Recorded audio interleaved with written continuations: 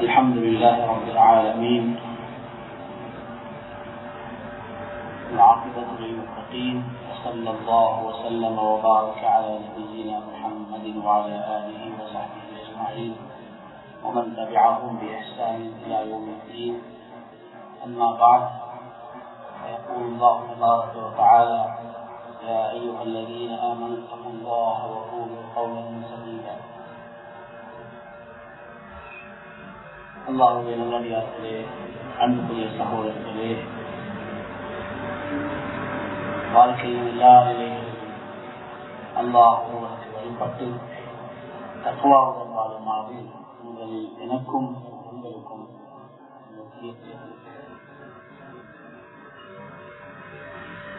அன்புக்குரிய சகோதரர்களே, அல்லாஹ் தஆலா நமக்கு தந்திருக்கக்கூடிய இஸ்லாமிய மார்க்கம்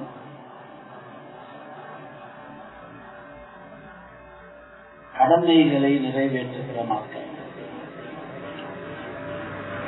நமக்கு தரப்பட்டிருக்கிற எந்த மார்க்க சட்டங்களை எடுத்து பார்த்தாலும் அது ஒன்றோ அல்லாஹ்வுடைய கடமையை நிறைவேற்றுவதற்குரியதாக இருக்கும், அல்லது மற்ற படைப்புகளுடைய கடமைகளை நிறைவேற்றுவதாக இருக்கும்.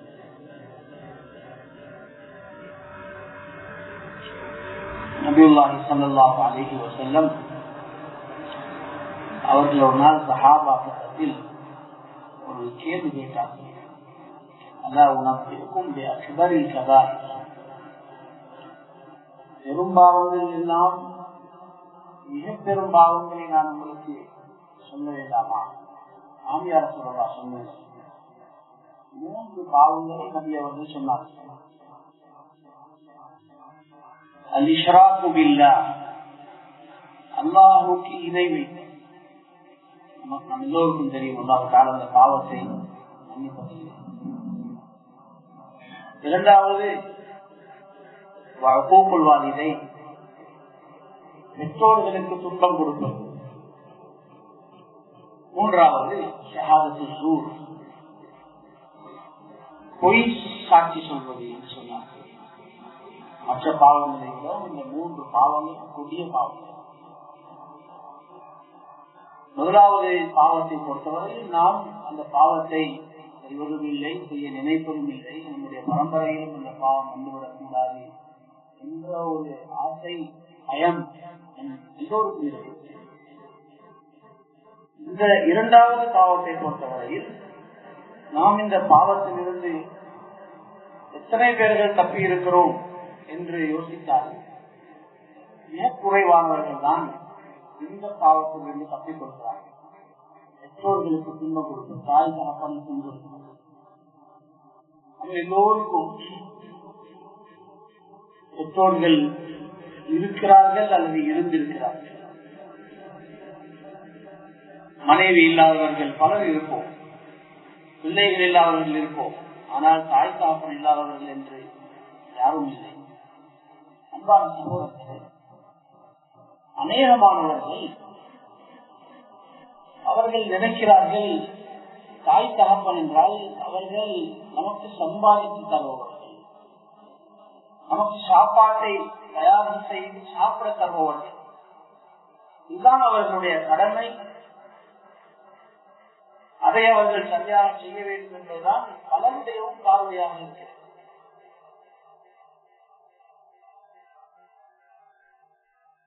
அன்பான சகோதரர்களே, பல குடும்பங்களில் நாம் ஒவ்வொரு நாளும் கேட்கக்கூடிய நிகழ்வுகள், கண்ணீர் வடிக்க வேண்டிய நிகழ்வுகள், எப்படியெல்லாம் பெற்றோர்கள் தாய் தகப்பன் புறக்கணிக்கப்படுகிறார்கள்.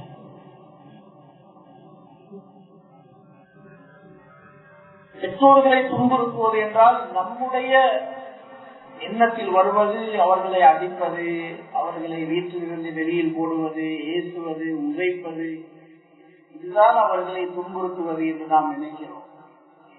அன்பான சகோதரர்களே, மார்க்கம் சொல்லக்கூடிய துன்புறுத்தல் என்பது என்ன, அதை எப்படி சஹாபாக்கள் உலமாக்கள் விளங்கி இருக்கிறார்கள் என்பதை நாம் இந்த குத்பாவில் புரிந்து கொள்ளலாம்.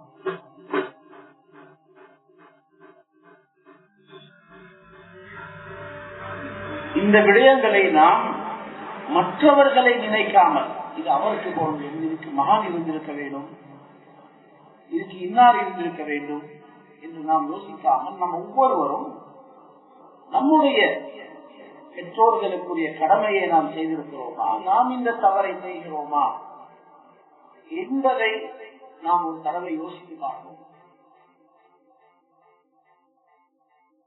இப்போ அப்பாஸ் ரலியல்லாஹு அன்ஹு அவர்கள் பெற்றோர்களை துன்புறுத்தல் என்ற அந்த வார்த்தைக்கு அவர்கள் சொல்லக்கூடிய விளக்கத்தை பார்க்கலாம். சொல்கிறார்கள், ஒரு மகன் அல்லது மகள் தன்னுடைய தகப்பனுக்கு முன்னால் ஒரு பிடவையை உதறுகிறார்.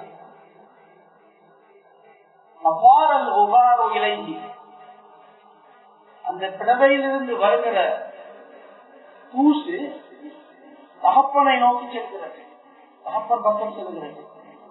குதிப இன்தல்லாஹி ஆக்கன், இந்த மகன் அல்லாஹ்விடத்தில் தந்தையை துன்புறுத்தியவன் என்று எழுதப்பட்டு விடுவார். சாதாரணமாக மற்றவர்களுக்கு முன்னால் ஒரு பிடவையை உதறுவதால் பாவமாகுவதில்லை. சில பொழுது அது ஒழுக்க குறைவாக இருக்கலாம். ஆனால் மற்றவர்களிடம் பாவமாகாத விடயங்கள் கூட பெற்றோர்களுக்கு முன்னால், தாய் தகப்பனுக்கு முன்னால் செய்யப்படும் பொழுது பாவமாக இருக்கிறது. நாம் இதை துன்பமாக நினைப்பதே இல்லை. இதை கஷ்டம் கொடுப்பதாகவோ பாவமாகவோ தவறாகவோ நாம் எப்போதும் எண்ணுவதில்லை. ஆனால் சொல்கிறார்கள், அல்லாஹ்விடத்தில் அவன் தாயை தகப்பனை துன்புறுத்தியவன் என்று எழுதப்படுகிறார். பெற்றோர்களுடைய சத்தத்தை விடவும் ஒரு மகனுடைய சத்தம் உயர்ந்து விடக்கூடாது. அதை தூண்கள் துன்பம் கொடுப்பதாக காண்கிறார்கள். அப்துல்லாஹ் இப்னு அவுன் ரஹிமஹுல்லாஹ் அவர்களை ஒரு தடவை தாய் அழைக்கிற நேரத்தில் பதில் சொல்லிவிட்டு அவர்களை உணர்கிறார்கள், என்னுடைய சத்தம் உயர்ந்து விட்டது, தாயுடைய சத்தத்தை விட என்னுடைய சத்தம் மூடிவிட்டது. இதனை போய் 2 அடிமைகளை வாங்கி உரிமையிட்டு விடுகிறார். அந்த பாவம் மன்னிக்கப்பட்டு போகிறது.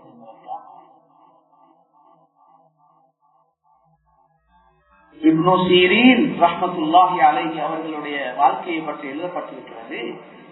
அவர்கள் தன்னுடைய தாயுடன் பேசும் பொழுது தெரியாதவர்கள் யாரும் கண்டால் இவருக்கு ஏதோ நோய் இருக்கிறது என்று யோசிப்பார்கள். அவ்வளவு பணிந்து கஷ்டப்பட்டு தன்னுடைய சத்தத்தை குறைத்து தாழ்த்தி பேசுவார்கள். இவருக்கு ஏதோ பிரச்சனை இருக்கிறது, நோய் இருக்கிறது என்று நினைப்பார்கள். இவர்களெல்லாம் சிறுவர்கள் அல்ல, இவர்கள் சமூகத்திற்கு இமாம்களாக இருந்தவர்கள். இவர்களுடைய பேச்சை கேட்க 1000 மாணவர்கள் மனிதர்கள் இருந்தார்கள். அப்படிப்பட்ட காலத்திலும் அவர்கள் பெற்றோர்களுக்கு முன்னால் இவ்வளவு பணிந்து நடக்கிறார்கள்.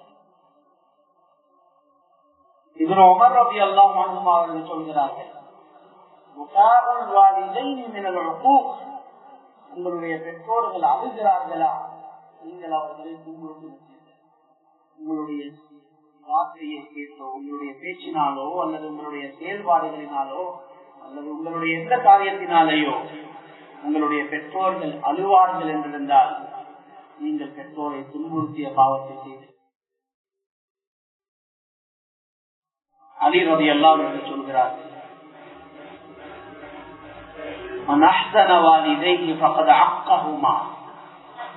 தாயை தகப்பனை கவலைக்குள் யாராவது போட்டுவிட்டால் அவர்கள் பெற்றோர்களை துன்புறுத்துகிறார்கள்.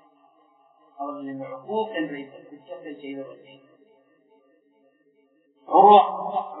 அவர்கள் சொல்கிறார்கள்,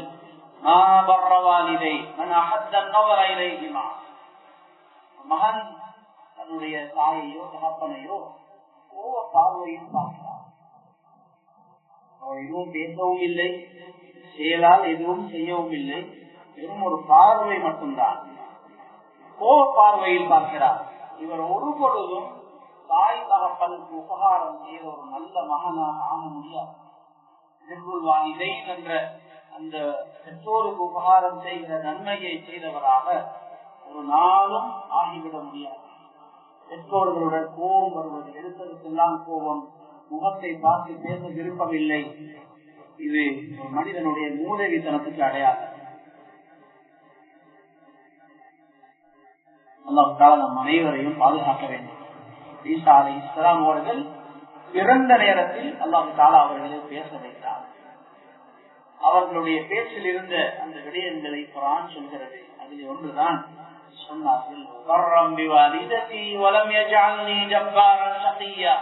அல்லாஹ் தஆலா என்னை தாய்க்கு உபகாரம் செய்கிற ஒரு மகனாக ஆக்கியிருக்கிறான். என்னை அடக்கி ஆளக்கூடியவனாகவோ மூதேவியாகவோ அவன் அடைக்கவில்லை. தாய்க்கு தகப்பனுக்கு உபகாரம் செய்கிறவர்கள் அவர்கள் மூதேவிகளாக இருக்க மாட்டார்கள். பெற்றோருக்கு சட்டங்கள் போடக்கூடாது. நிறைய வீடுகள்ல மகன்மார்கள் படித்தவர்கள், நல்ல அறிவு உள்ளவர்கள், அவர்களுக்கும் பிள்ளைகள் இருக்கிறது, அவர்களுக்கு எந்த சட்டமும் இல்லை, பிள்ளைகள் சுதந்திரமாக இருக்கிறார்கள். தாய்க்கு தகப்பனுக்கு நிறைய சட்டம். அம்மா தாத்தா வீட்டுக்கு போகக்கூடாது, சாட்சி வீட்டுக்கு போகக்கூடாது, அந்த வீட்டிலிருந்து யாரும் இங்க வரக்கூடாது. சட்டத்தை போடுவதற்கு நாம் யார்? என்ன அதிகாரத்தை வைத்து பெற்றோர்களுக்கு சட்டத்தை போடுகிறோம்? ஒரு பொழுதும் பெற்றோர்களையும் தாய் தகப்பனையும் அவர்களுடைய ரத்த உறவுகளையும் பிரித்துவிடக் கூடாது. நாம் பிரிக்கப்படும் போது அவனுடைய வருத்தம் தெரியும். எத்தனையோ குடும்பங்களில் தாய்க்கு ஒரே ஆசை, தன்னுடைய ஒரே சகோதரியை பார்த்து வர வேண்டும். ஆனால் தடையாக இருக்கிறது நானா, சொந்த மகன், அப்படியெல்லாம் போகிறார்.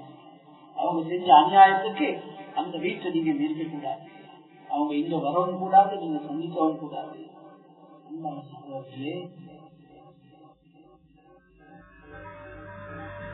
இது எவ்வளவு வருத்தமானது, இது எவ்வளவு கடினமானது. இப்படிப்பட்ட குற்றங்களில் யாரும் மாட்டிவிடக்கூடாது.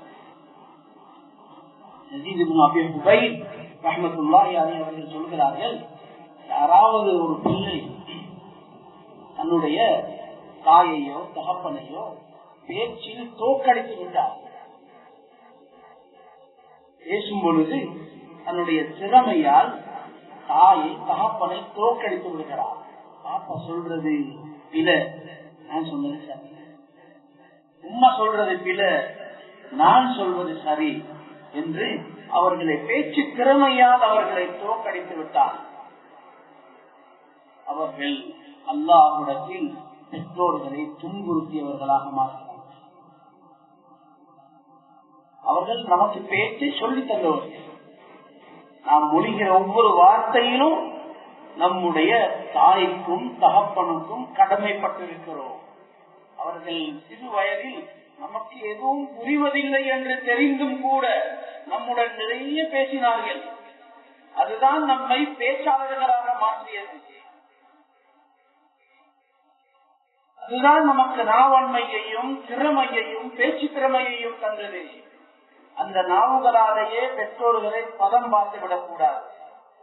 அவர்களுக்கு ஒன்றும் புரிவதில்லை என்று இப்பொழுது நாம் நினைத்தாலும் நாம் பேச வேண்டும். நமக்கு புரியாத காலத்தில் நிறைய பேசினார்கள். ஆகவே அவர்களுக்கு இப்பொழுது புரிவதில்லை, பரவாயில்லை, நாம் பக்கத்தில் இருந்து பேச வேண்டும். நிறைய வயோதிகர்கள் படுக்கையுடன் ஆகிவிட்டார்கள். அவர்களுக்கு எதுவுமே பேசிக் கொள்ள முடியாது, எதுவுமே சொல்லிக் கொள்ள முடியாத ஒரு நிலையில சின்ன குழந்தைகளை போல பலகீனர்களாக படுக்கையில இருக்கிறார்கள். நிறைய சகோதரர்கள் நினைக்கிறார்கள், அவர்களுக்கு இப்பொழுது துப்புரவு பணிகளை மட்டும் செய்து மாற்ற வேண்டிய உறுப்புகளை மட்டும் மாற்றிவிட்டால் நாம் பெரிய கடமை செய்து விட்டோம். எல்லோரிடமும் சொல்கிறார்கள், நான் தான் வாப்பாவை பார்க்கிறேன், நான் செலவெல்லாம் பார்க்கறது இல்லை, நான் ஒரு ஆள் வச்சிருக்கிறேன், என்னுடைய மனைவிக்கு பிள்ளைகளுக்கு கூட அந்த வேலையை நான் கொடுக்கிறது இல்லை. இதையெல்லாம் பெரிதாக நினைக்கிறார்கள். அன்பான சகோதரர்களே, அவர்களுடைய கடமைகளில் ஒரு சிறிய பகுதி மட்டும்தானது. அவர்களுக்கு பக்கத்திலே இருந்து நாம் பேச வேண்டும். அவர்கள் பதில் அளிக்காதது நமக்கு பிரச்சனை இல்லை. நீங்கள் ஓடக்கூடிய குர்ஆனை அவர்களுக்கு பக்கத்தில் இருந்து ஓடுங்கள். நோயாளிகளுக்கு ஓதி ஊத வேண்டிய நிறைய துவாக்கள் ஹதீஸ்கள்ல சொல்லி தரப்பட்டிருக்கின்றன. நம்முடைய பெற்றோர்கள் படுக்கையில இருந்தால் அவர்களுக்கு நாம் ஒவ்வொரு நாளும் அந்த துவாக்களை பக்கத்திலிருந்து ஊத வேண்டும். அவர்கள் விரும்புகிற மனிதர்களை அவர்களுக்கு அழைத்து வந்து காட்ட வேண்டும்.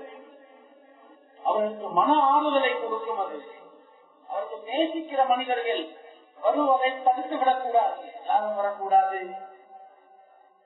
இல்லை, அவர்கள் பக்கத்தில் வர வேண்டும். மரண நேரத்தில் இருந்தாலும் சரி, நல்ல மனிதர்கள் அன்புக்குரியவர்கள் பக்கத்தில் இருக்கும் பொழுது மரணம் வர வேண்டும்.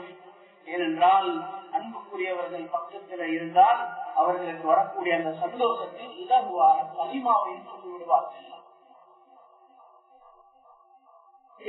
பேசிக்கொள்ள மாட்டார்கள், பதில் சொல்ல தெரியாது, இப்பொழுது எதுவும் விளங்குவதில்லை என்று நாம் நினைக்க கூடாது. கடைசி தருவாயில் மனிதன் எல்லாவற்றையும் கேட்கவும் விளங்கவும் ஆரம்பித்து விடுவான். பதில் சொல்ல முடியாது.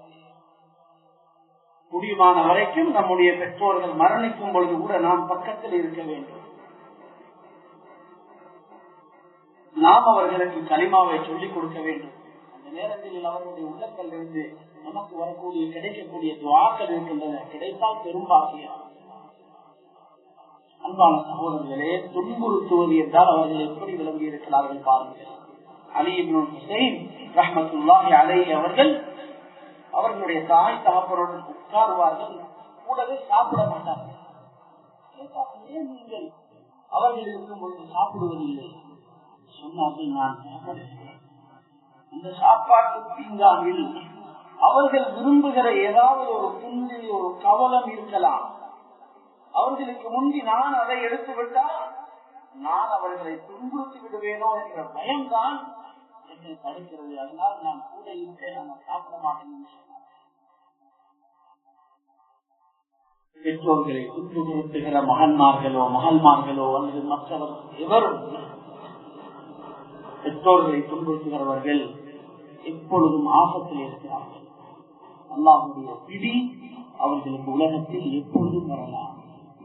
சில பாவங்களுக்கு மட்டும் அல்லாஹ் தஆலா மறுமையில் தண்டனை கொடுப்பதுடன் உலகத்திலேயே தண்டனை கொடுக்கிறான். அதுல ஒன்றுதான் இந்த பாவம். சொல்கிறார்கள்,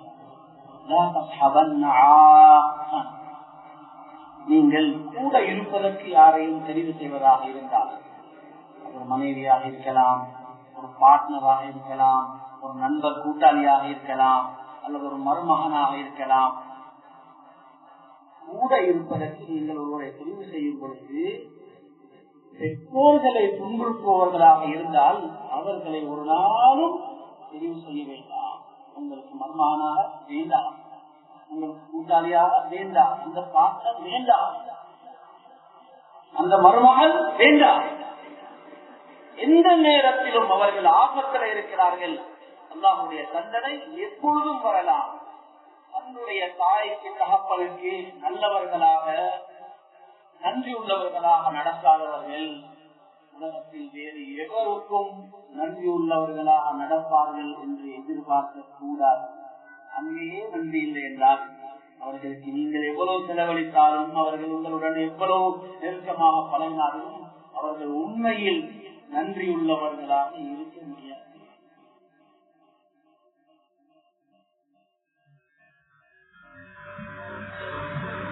இந்த மார்க்கம் தாய் தகப்பனுடைய ஹக்குகளை நிறைவேற்றுவதற்காக எத்தனையோ நஃபிலான சுன்னத்தான அமல்களை கூட விட சொல்கிறது.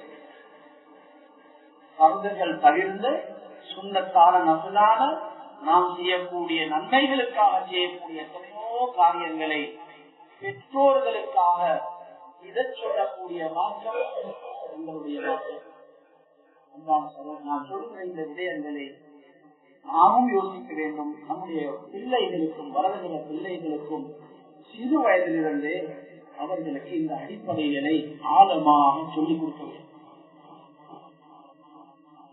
சஹாபி வருகிறார்கள், தூரத்திலிருந்து பயணம் செய்து, யா ரசூலல்லாஹ் ஜித்து உபாயிஉக அலல் ஹிஜ்ரா, நான் வந்திருக்கிறேன் ஹிஜ்ரத் செய்வதற்காக, ஊரை விட்டு ஹிஜ்ரத் செய்து மதீனாவுக்கு நிரந்தரமாக வந்து தங்கிவிட வேண்டும், அதற்கு உங்களிடத்திலே உடன்படிக்கை செய்ய நான் வந்திருக்கிறேன். ஆனால் நான் வரும் பொழுது வீட்டில் என்னுடைய தாயும் தகப்பனும் அழுகிறார்கள். என்னுடைய பிரிவை அவர்களால் தாங்கிக் கொள்ள முடியாது, அழுகிறார்கள். சொன்னார்கள்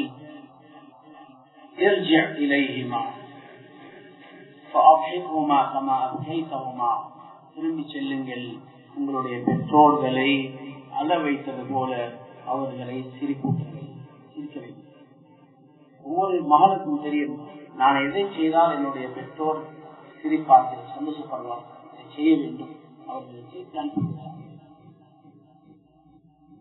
ஒரு மனிதர் வந்தார், யார் ரசூலல்லாஹ், ஜிஹாதுக்காக என்னை அனுப்பிவிடுங்கள், நான் வந்திருக்கிறேன். அஹய்யுன் வாலிதா, உங்களுடைய பெற்றோர்கள் ஹயாத்துடன் இருக்கிறார்களா? ஆம் யா ரசூலல்லாஹ். ஃபீஹிமா ஃபஸாஹ், உங்களுடைய காரை அங்கே செய்கிறீர்களா? அவர்களுக்கு பணிவிடை பேசினார்கள். பயணங்கள் செல்வதாக இருந்தாலும் சில பொழுது மாற்ற சட்டங்கள் இருக்கின்றன. யாருக்கு பெற்றோர்களுடைய எந்த பெற்றோர்களுக்கு ஒரு குறிப்பிட்ட மகனின் பக்கம் கடுமையான தேவை இருக்கிறதோ, அப்படி இருந்தால் அவர்கள் இப்படிப்பட்ட எந்த பயணத்துக்கும் அனுமதிக்கப்பட மாட்டார்கள். வேறு ஏற்பாடுகள் இருந்தால் அவர்களுக்கு இப்படிப்பட்ட பயணங்களுக்கு அனுமதி இருக்கிறது.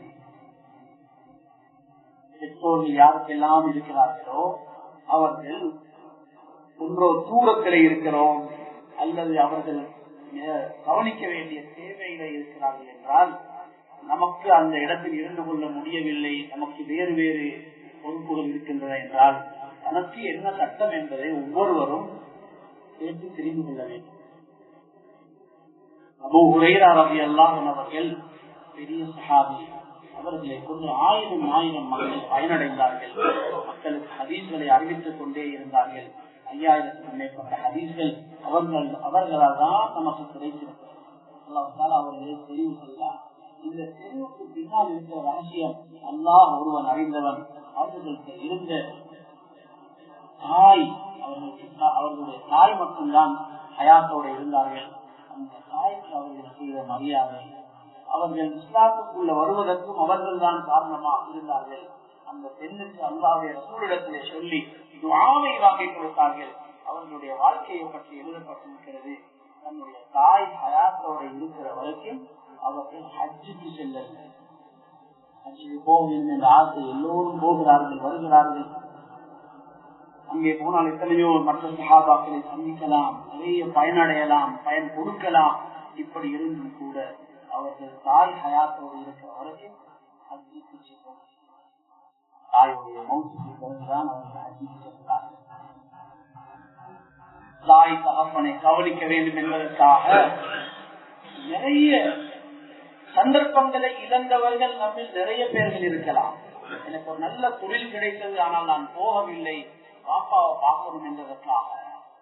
எனக்கு வெளிநாடு போகக்கூடிய சந்தர்ப்பம் கிடைத்தது, ஆனால் நான் போகவில்லை, என்னுடைய உம்மா சுமையிடம் கொண்டிருக்கிறார்கள், அவர்களை பார்க்க வேண்டும் என்பதற்காக. இப்படி சொல்லக்கூடியவர்கள் நம்மில் நிறைய பேர்கள் இருக்கலாம். எனக்கு ஊருக்கு வெளியில் நல்ல இடம் இருக்கிறது, வீடு இருக்கிறது, ஆனாலும் நான் போகல, என்னுடைய தகப்பனை பார்க்க வேண்டும், அவருக்கு பக்கத்தில் இருக்க வேண்டும் என்பதற்காக எத்தனையோ சந்தர்ப்பங்களை இழந்தவர்கள் நம்ம நிறைய பேர்கள் இருக்கலாம். ஆனால் ஒய்சுல் கரணி ரஹ்மத்துல்லாஹி அலைஹி என்ற ஒரு பெரிய மனிதர், அவர்களை பற்றி ஹதீஸ்கள் எல்லாம் பேசி இருக்கிறது. அவர் இழந்ததை போல ஒரு பெரிய இழப்பை யாரும் இழந்திருக்க முடியாது. தன்னுடைய தாய்க்காக அப்படி என்ன இழந்தார் என்றால், அவர் சஹாபியாகிற பாக்கியத்தை இழந்தார். நபியுல்லாஹி ஸல்லல்லாஹு அலைஹி வஸல்லம் காலம் இஸ்லாத்துக்குள்ள வந்து விட்டார்கள். யமன்ல இருக்கிறார்கள். யமனுக்கும் மதீனாவுக்கும் நெருங்கிய தொடர்பு இருந்தது. அங்கிருந்து மக்கள் வந்து போய்கொண்டே இருப்பார்கள். தனக்கு தெரிந்தவர்கள், குடும்பத்தை சேர்ந்தவர்கள், ஊர் மக்கள், எவ்வளவு பேர்கள் மதீனாவுக்கு போய் போய் போய் அல்லாஹ்வுடைய ரசூல் ஸல்லல்லாஹு அலைஹி வஸல்லம் அவர்களை சந்தித்து சஹாபியாக திரும்பி வருகிறார்கள். இவர்களுக்கு போக வேண்டும் என்ற ஆசை, அவர்கள் மீது உயிரையே வைத்திருந்தார்கள். ஆனாலும் தாய் சொல்றாங்க, மகன் நீங்க போன நாய் என்ன செய்யுங்க, தன்னுடைய தாயை பார்க்க வேண்டும் என்பதற்காக வேண்டி அங்கேயே தங்கிவிட்டார்கள். இறுதியில் அல்லாஹ்வுடைய ரசூல் ஸல்லல்லாஹு அலைஹி வஸல்லம் வஃபாத்தும் வந்துவிடுகிறது. நோய்க்குள்ளம் கிடைக்கவில்லை. அவ்வளவு பதறி இருப்பார்கள், அவ்வளவு நேசம் வைத்திருந்தார்கள். ஆனால் அல்லாஹ் தஆலா நன்கு அறிந்தவன், அவன் யாருடைய நலவுகளையும் மறைய விடுவதில்லை. அவன் நன்றி உள்ளவன், அவன் சிறிய பெரிய அத்தனை காரியங்களையும் நன்கு அறிந்தவன்.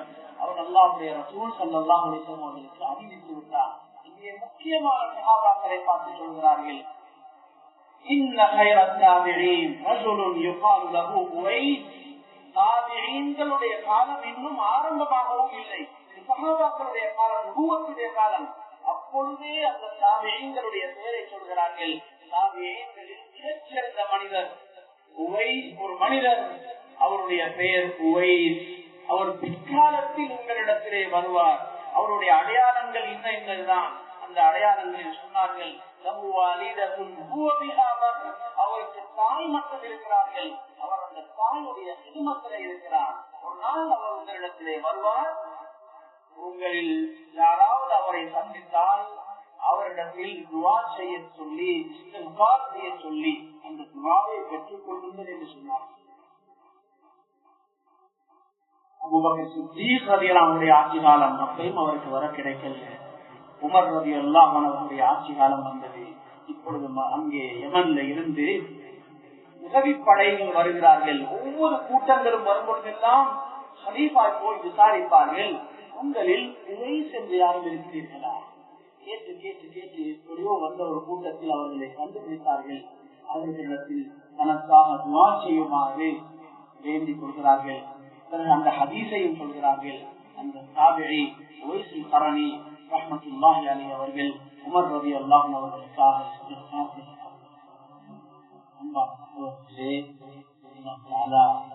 நாம் வீட்டுக்குள்ள மறைத்து மறைத்து செய்கிற இந்த சிதுமத்துகள், இந்த சேவைகள், இந்த பணிவு, இந்த பணி விடை, இந்த செலவுகள் எதையும் அல்லாஹ் தஆலா வீணாக்கி விடுவதில்லை.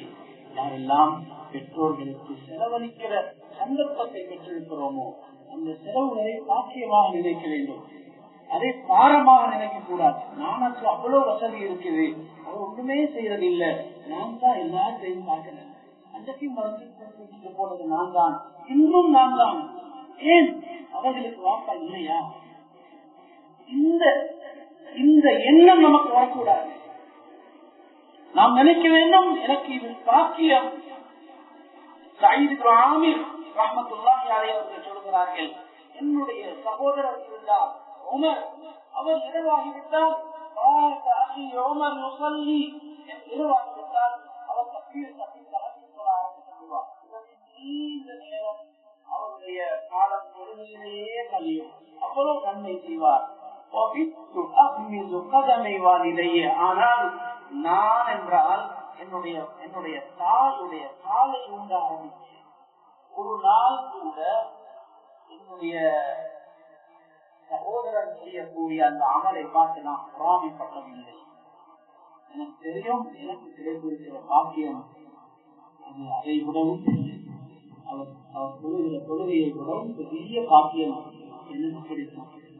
அந்த நாம் நம்முடைய தந்தையுடைய தாயுடைய கால்களை பிடித்து ஊண்டுவதை, அவர்களுக்கு உதவி செய்வதை, அவர்களை கண்ணியப்படுத்துவதை நம்முடைய பிள்ளைகளும் பார்க்க வேண்டும். அவர்கள் படிக்க வேண்டும், இப்படித்தான் அவர்களை கண்ணியப்படுத்த வேண்டும் என்பதை அவர்கள் பார்த்து படிக்க வேண்டும். நாம் செலவழிப்பதை அவர்கள் பார்க்க வேண்டும். நமக்கு இல்லாவிட்டாலும் பரவாயில்லை, என்னுடைய பெற்றோர்கள் அவர்கள் சந்தோஷமாக இருக்கட்டும், எப்படி முற்படுத்துகிறோம் என்பதை அவர்களும் பார்க்க வேண்டும். பெற்றோர்களுக்கு செலவழிக்கிற செலவுகள் இன்ஷா அல்லாஹ் அது செலவுகள் அல்ல, அது வரவு, அது திரும்ப கிடைக்கும். அது செலவுகள் அல்ல, அதை நிச்சயமாக அல்லாஹ் தஆலா இன்ஷா அல்லாஹ் உலகத்திலேயே திருப்பி தருவார். இரண்டு அமல்களுக்கு அல்லாஹ் தஆலா உலகத்திலேயே நற்கூலியை கொடுக்கிறார். அதை செய்பவர்கள் மோமின்களாக இருந்தாலும் சரி, ஈமான் இல்லாதவர்களாக இருந்தாலும் சரி, அதுல ஒன்றுதான் எதிர்கொள்வார்கள்.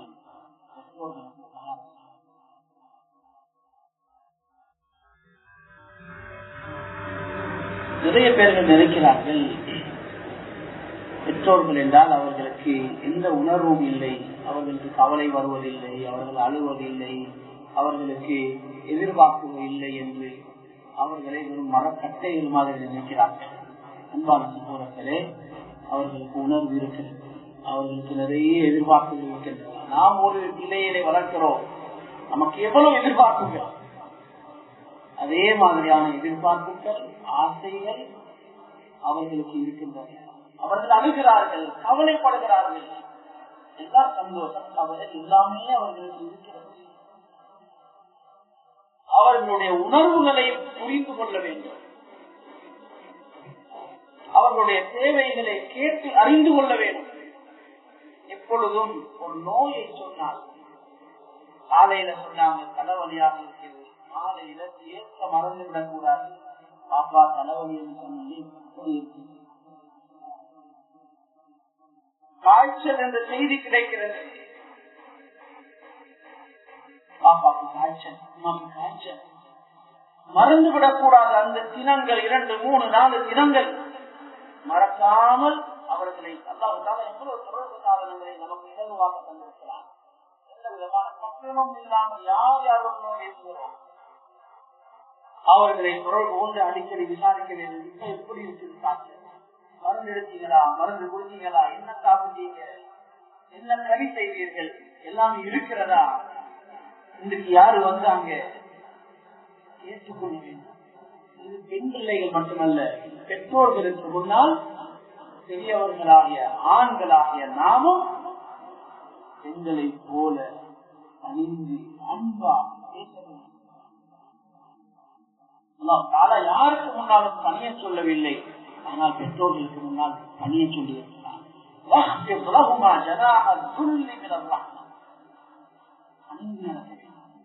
சகப்பன்மார்களை புரிந்து கொள்ளும் நிறைய பேர்கள் தாயோட இறக்கமாக அன்பாக இருப்பார்கள், ஆனால் பாப்பாவை பிடிக்காது, பாப்பனை பிடிக்காது. அன்பான சகோதரர்களே, பல பொழுது தாய்மார்களை விடவும் தகப்பன்மார்கள் நமக்கு நிறைய உபகாரம் செய்திருப்பார்கள், நிறைய கருணை உள்ளவர்கள். அவர்களுக்கு இருக்கிற அன்பை அவர்களுக்கு காட்டிக்கொள்ள தெரியாது. நிறைய பேர்களுக்கு வார்த்தைகளால் அந்த அன்பை வெளிப்படுத்திக் கொள்ள தெரியாது. நாமும் அப்படித்தான், நாமும் வயதை அடையும் பொழுது நமக்கு புரியும். நாம் நிறைய நினைக்கிறோம், வார்த்தைகளால் சொல்லிக் கொள்ள தெரியாது. அழ தெரியாதவர்கள் அழுது விட்டால், தகப்பன் அழுது விட்டால் கண்கள் தாங்க மாட்டார். ஒரே ஒரு தகப்பன் தன்னுடைய மகனுடைய பிரிவுக்காக அழுகையை பற்றி பேசி இருக்கிறான். அவர் அழுது அழுது அழுது தண்ணீர் போய் போய் போய் கண்கள் 2ம் எழுப்பி விட்டன. அவர்களுடைய உணர்வை புரிந்து கொள்வதற்கு ஒரு வாலிபர் கிலாப் என்ற ஒரு வாலிபருடைய ஆச்சரியமான ஒரு சம்பவத்தை உலமாக்கள் பதிவு செய்திருக்கிறார்கள். அவர் மதீனாவுக்கு வந்து சென்று சஹாபாக்களை பற்றி கேட்கிறார். அல்லாஹ்வுடைய விருப்பமான அமல் இது. 2 பேருமே சொன்னார்கள், அல்லாஹ்வின் பாதையில் போராடுவார்கள். ஹலீஃபாவிடத்துல போய், உமர் ரலியல்லாஹு இடத்துல போய் சொல்கிறார்கள், தூர இடத்துக்கு என்னை அனுப்பிவிடுங்கள், நான் போக வேண்டும், நான் திரும்பி வரக்கூடாது. சொன்னார்கள், உங்களுடைய பெற்றோருடைய அனுமதியை பெற்றுவார்கள். அவர் போனார், அவர்கள் விரும்பவில்லை. ஆனாலும் இவர் வற்புறுத்தி எப்படியோ கிஞ்சி அனுமதியை பெற்று வந்து அனுமதி தந்துவிட்டார்கள் என்று சொல்ல அவர்களை தூரத்துக்கு அனுப்பிவிட்டார்கள். அவர் சென்றதுதான் அவருடைய தகப்பனுக்கு அந்த பிரிவை தாங்கிக் கொள்ள முடியவில்லை. அழுது அழுது அழுது காலத்தை காட்ட ஆரம்பிக்கிறார்.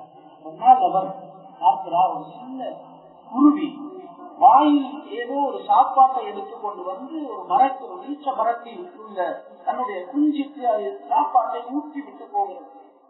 இதை கண்டதும் அவருக்கு தன்னுடைய மகனுடைய நினைவு வந்துவிட்டது. அழுதார் அழுதார். கவிகள் படித்தார். அந்த கவிகளில் தன்னுடைய அந்த தாங்கிக் கொள்ள முடியாத கவலைகளை சொல்கிறார். அதில் சில வரிகளில் உமர் ரலியல்லாஹு அன்ஹு அவர்களையும் அவர் ஏசி படிக்கிறார். அவர்தான் என்னுடைய மகனை அனுப்பினார் என்பதற்காக அவர் ஏசி படிக்கிறார். பார்த்துக் கொண்டிருந்த ஒரு அவருடைய குடும்பத்தை சேர்ந்த ஒருவர் அவரை அழைத்துக் கொண்டு வந்து அமீருல் முஃமினீன் உமர் ரலியல்லாஹு அன்ஹு அவர்களுடைய மஜ்லிஸில் வைத்து அந்த பாடல்களை நீங்கள் இப்பொழுது படியுங்கள் என்று சொன்னார். நீண்ட காலம் போய்விட்டது. அவருடைய பார்வை கூட பலகீனப்பட்டு போயிருந்தது. அவருடைய கவிகளை படிக்கிறார். உமர் ரலியல்லாஹு அன்ஹு அவர்கள் அதிர்ச்சி அடைந்தார்கள். ஏன் படிக்கிறார்? சொன்னார்கள், இவருடைய மகன் கிலாப், இவரை நீங்கள் அனுப்பியிருக்கிறீர்கள், அதனால்தான் அவரை இவர் படிக்கிறார் சொன்னார்கள். அவரை திருப்பி அனுப்பிவிட்டு உடனே தூது அனுப்பினார்கள். இந்த கடிதம் கிடைத்தவுடன் கிலாப் உடனடியாக மதீனாவுக்கு அனுப்பி வைக்கப்பட வேண்டும். அந்த காலத்தில் வேகமாக பயணம் செய்து வருவதற்கு பரீதுடைய ஏற்பாடு இருந்தது. அந்த ஏற்பாட்டில் அவர்கள் வேகமாக அனுப்பி வைக்கப்படுகிறார். மதீனாவுக்கு வந்ததும் அவரை வீட்டுக்கு அனுப்பாமல் அவரை மறைத்து வைத்து அவரிடத்தில் விசாரணை நடத்தினார்கள். என்னுடைய தகவல் உண்மை எவ்வளவு நேசிக்கிறார், நீங்கள் அப்படி என்ன செய்வீர்கள்? அவருக்கு அவர் சில விஷயங்களை சொன்னார். அதில் ஒன்று சொன்னார், என்னுடைய தகப்பனுக்கு நான் ஒரு வித்தியாசமான முறையில் பால் கலந்து கொடுப்பேன், அதை அவர் விரும்பி குடிப்பார். அது எப்படி என்று கேட்டார்கள். சொன்னார்கள், நான் இரவிலேயே அவருக்குரிய ஆட்டை நான் ஒதுக்கி வைத்து விடுவேன். குட்டிகள் அந்த பாலை குடித்து விடாமல் அதை தனியாக ஒதுக்கி வைத்து விடுவேன். காலையில் அதிகாலையில் எழுந்து போய் தகப்பன் எழும்புவதற்கு முன்னாலே நான் போய் அந்த பால்மடியில் குளிரான தண்ணீரை தெளிப்பேன்.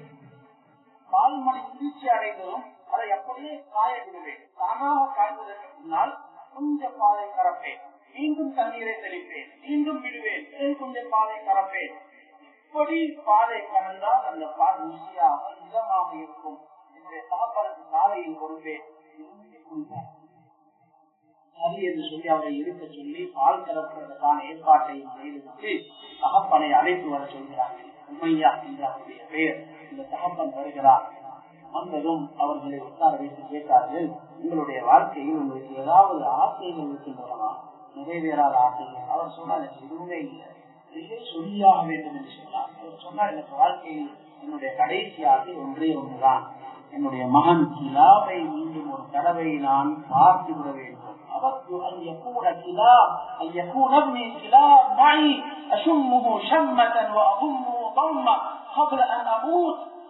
ஒரு தடவை நான் பார்த்து விட வேண்டும், அவரை அப்படியே பற்றி அணைத்து அவருடைய வாசத்தை முன்னால் நான் உணர வேண்டும்.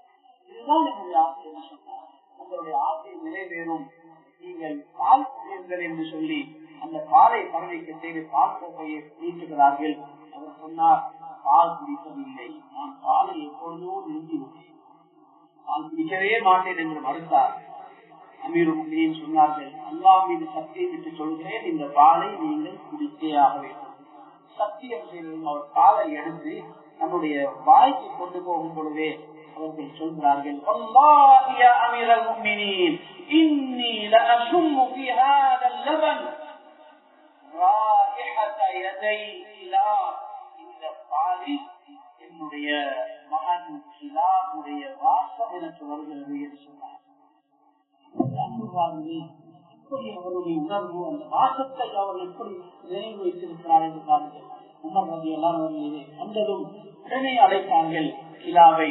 பாப்பாவும் மகனும் அப்படியே கட்டி அணைத்துக் கொள்கிற அந்த காட்சியை பார்த்து அவர்களால் கண்களை கட்டுப்படுத்திக் கொள்ளவில்லை. அமீருல் முஃமினீன் அழுது விடுகிறார்கள். சொன்னார்கள், கிலாப், இதற்கு பிறகும் உங்களுக்கு சுவர்க்கம் தேவையாக இருந்தால் இந்த வாப்பாவுக்கு நீங்கள் அவருடைய கடமைகளை செய்யுங்கள், அங்கே தேடிக் கொள்ளுங்கள் என்று சொல்லி அவரை அனுப்பி வைக்கிறார்கள். அன்பான சகோதரர்களே, இதுதான் பெற்றோர்களுடைய அந்த உணர்வு, அவர்களுடைய அன்பை படித்தான். எத்தனையோ பெற்றோர்கள் இப்படிப்பட்டவர்கள் தான். அவருக்கு இருந்த அதே உணர்வு, அன்பு அவர்களுக்கும் இருக்கிறது. நாம் நடந்துவிடக்கூடாது.